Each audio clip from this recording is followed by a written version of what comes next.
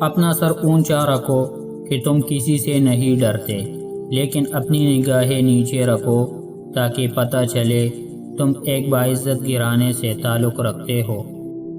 کبھی تم دوسروں کے لیے دل سے دعا مانگ کر دیکھو، تمہیں اپنے لیے دعا مانگنے کی ضرورت نہیں پڑے گی۔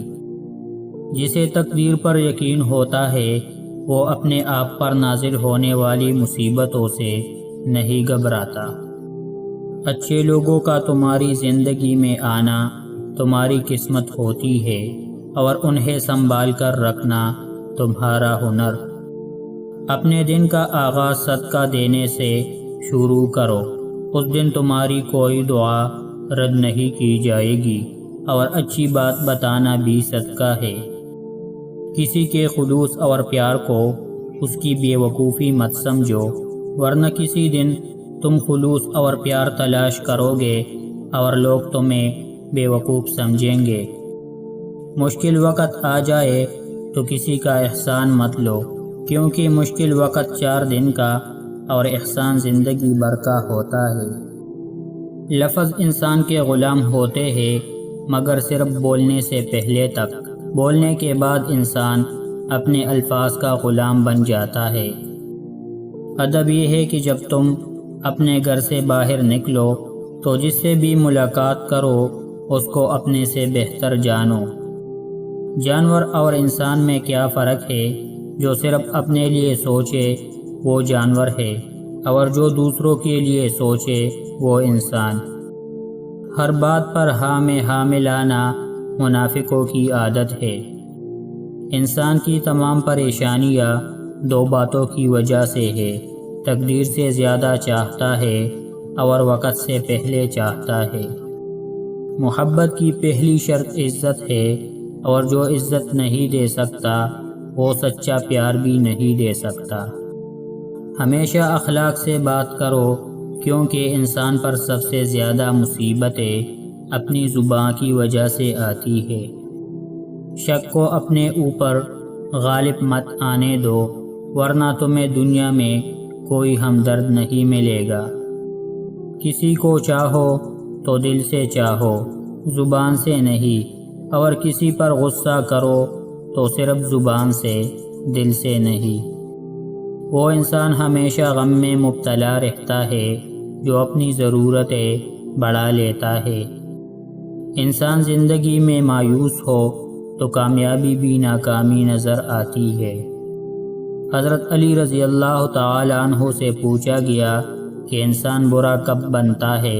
فرمایا جب وہ اپنے آپ کو دوسروں سے اچھا سمجھنے لگے۔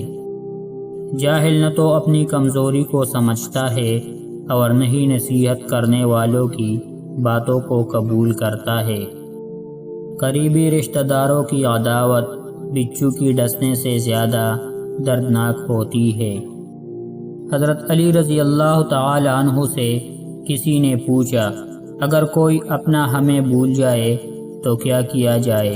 فرمایا کوئی اپنا ہو تو وہ کبھی نہیں بھولتا، اور جو بھول جائے وہ اپنا نہیں ہوتا۔ تمہاری تقدیر اتنی دفعہ بدلتی ہے جتنی دفعہ تم اللہ کے آگے ہاتھ پھیلاتے ہو۔ نصیحت دوسروں کے حال پر غور کرنے سے حاصل ہوتی ہے۔ غربت انسان کو اپنے ہی شہر میں اجنبی بنا دیتی ہے۔ صرف پیسے کا ہونا رزق نہیں ہے، نیک اولاد، اچھے اخلاق اور مخلص دوست بھی رزق میں شامل ہے۔ اپنی خوشی کے لیے کسی دوسرے کی خوشی خاک میں مت ملاؤ، تمہاری وہ خوشی بیکار ہے جس کے پیچھے کسی کے آنسو ہو۔ جہالت ایک قسم کی موت ہے، اور جاہل لوگ چلتی پھرتی لاشیں ہیں۔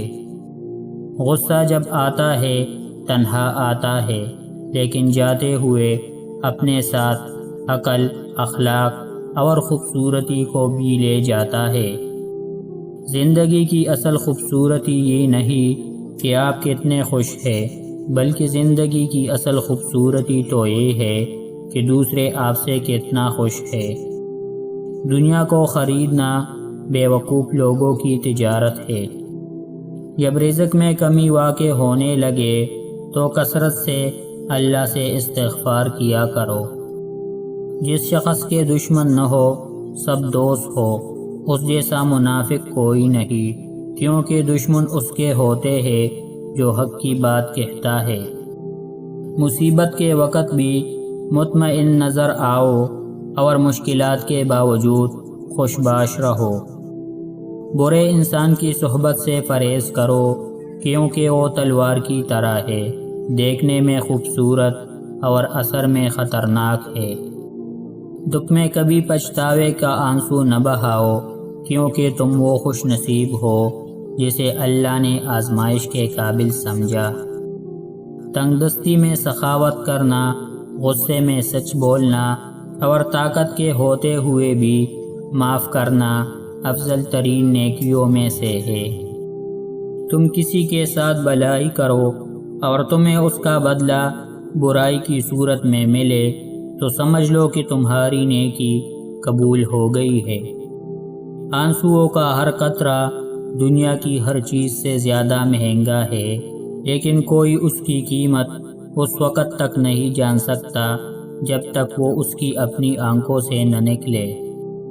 جب آنکھیں نفس کی پسندیدہ چیزیں دیکھنے لگے تو دل انجام سے اندھا ہو جاتا ہے۔ معافی جس قدر شریف کی اصلاح کرتی ہے اتنا ہی کمینے کو بگاڑ دیتی ہے۔